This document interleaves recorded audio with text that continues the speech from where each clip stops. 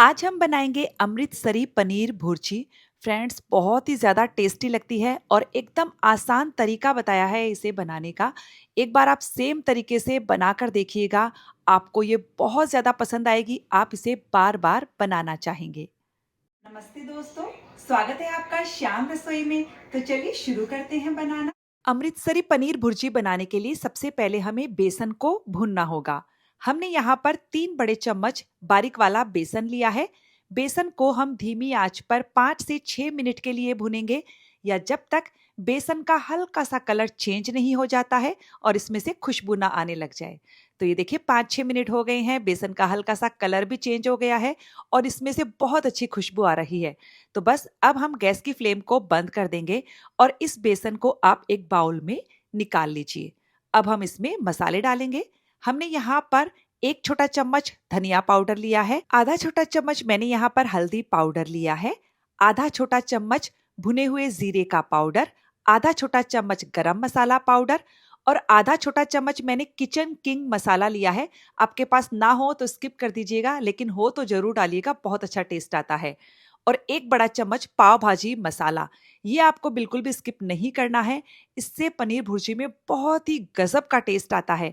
तो kitchen king मसाला और पाव भाजी मसाला दोनों ऐड करेंगे तो बहुत अच्छा टेस्ट आएगा, और किचन किंग मसाला ना हो तो स्किप कर सकते हो। स्वादानुसार नमक डाल दीजिए। मैंने यहाँ पर आधा छोटा चम्मच नमक लिया है और 1 बड़ा चम्मच कसूरी मेथी को मैंने ड्राई रोस्ट कर लिया था, तो इसे हम हथेलियों पर रखकर इस तरह से क्रश करके डाल देंगे। कसूरी मेथी का भी इसमें बहुत अच्छा टेस्ट आता है। और अब हम सारे मसालों को बढ़िया से मिक्स कर देंगे।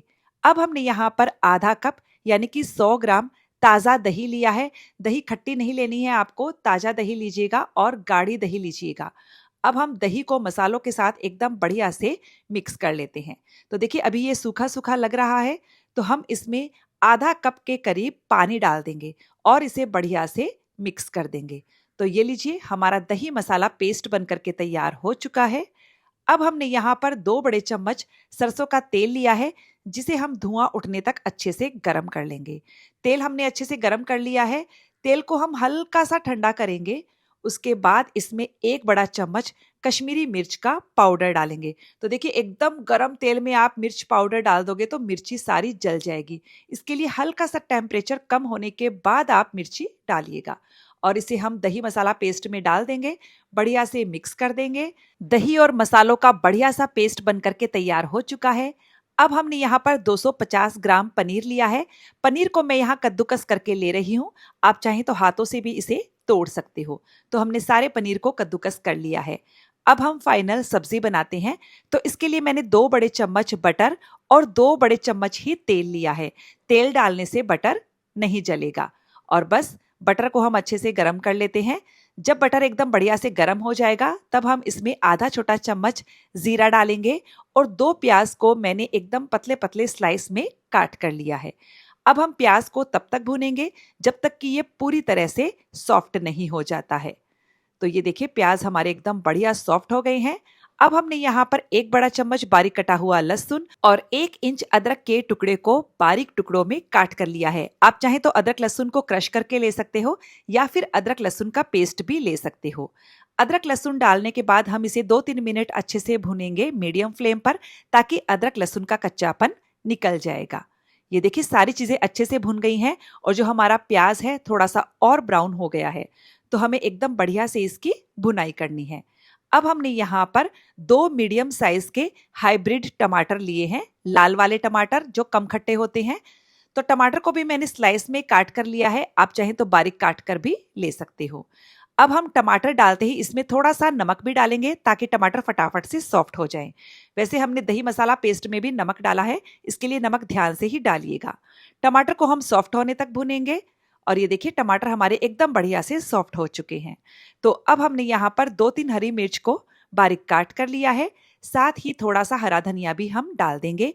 इसे भी हम 1 से 2 मिनट के लिए बढ़िया से भून लेंगे। सारी चीजें बढ़िया से भुन गई है। अब हम इसमें ये दही मसाला वाला पेस्ट डाल देंगे और इस दही मसाला पेस्ट को हमें तब तक भूनना है जब तक कि मसालों के किनारों से तेल अलग नहीं होने लगता है। मैंने गैस की फ्लेम को मीडियम पर किया हुआ है और इसे हम कंटिन्यू चलाते हुए पकाएंगे। तो फ्रेंड्स, इस वक्त आपका दही फटने के कोई चांसेस नहीं होंगे, क्योंकि दही में हमने अच्छे से बेसन मिक्स किया हुआ है और बेसन दही को होल्ड करके रखता है। बस आपको इस मसाले को बहुत अच्छे से पकाना है। और ये देखिए, दही मसाला पेस्ट को हमने बहुत अच्छे से पका लिया है। आप देखोगे कि जो पतीले का तला है उसे ये मसाला छोड़ने लगा है, ये देखिए, और साथ ही मसालों के किनारों से तेल निकल रहा है। तो इस स्टेज तक आने तक आपको इस दही मसाला पेस्ट को पकाना है। और अब हम इसमें डाल देंगे पानी। तो यहाँ पर आपको गर्म पानी का इस्तेमाल करना है ताकि कुकिंग प्रोसेसिंग रुके नहीं। ठंडा पानी बिल्कुल इस्तेमाल नहीं करना है। मैं यहाँ पर करीबन 1.5 से 2 कप गर्म पानी का इस्तेमाल कर रही हूँ। सबको एकदम बढ़िया से हम मिक्स कर देंगे। आप इस वक्त नमक को भी टेस्ट कर सकते हो। नमक एकदम परफेक्ट है, मैं इसमें और नमक नहीं डाल रही हूँ। बस अब हम क्या करेंगे, इसे ढक कर मीडियम फ्लेम पर 2-3 मिनट पकने देंगे। तो 2 से 3 मिनट हो गए हैं। तो हमने इस ग्रेवी को एकदम बढ़िया से पका लिया है और अब हम इसमें कद्दूकस किया हुआ सारा पनीर डाल देंगे और पनीर को एकदम बढ़िया से मिक्स कर लीजिए। पनीर अच्छे से मिक्स हो गया है। अब हम इसे धीमी आंच पर 8 से 10 मिनट के लिए पकाएंगे। 8 से 10 मिनट हो गए हैं।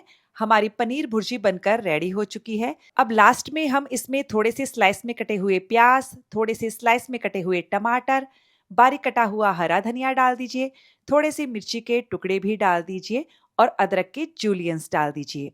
बस इन्हें बढ़िया से मिक्स कर देंगे और मिक्स करने के बाद गैस की फ्लेम को हम बंद कर देंगे। फ्रेंड्स, आप पनीर भुर्जी का टेक्सचर देख सकते हो, एकदम परफेक्ट है। आप चाहे इसे ब्रेड, कुलचा, पराठा, रोटी किसी के भी साथ खाइए, एकदम परफेक्ट टेक्सचर है। सूखा सूखा इसे हमने नहीं बनाया है। गैस की फ्लेम को हमने बंद कर दिया है और लास्ट में मैं इसमें डाल रही हूँ आधे नींबू का रस। इससे बहुत ही बढ़िया टेस्ट आता है। इसे डालना बिल्कुल भी मत भूलिएगा, या फिर आप सर्व करते टाइम भी नींबू का रस इस्तेमाल कर सकते हो। तो चलिए अब हम इस पनीर भुर्जी को सर्व कर लेते हैं। तो फ्रेंड्स, ये शानदार पनीर भुर्जी की रेसिपी कैसी लगी मुझे कमेंट करके जरूर बताइएगा। अच्छी लगे तो वीडियो को लाइक शेयर कीजिएगा। मिलते हैं अगले वीडियो में एक और रेसिपी के साथ।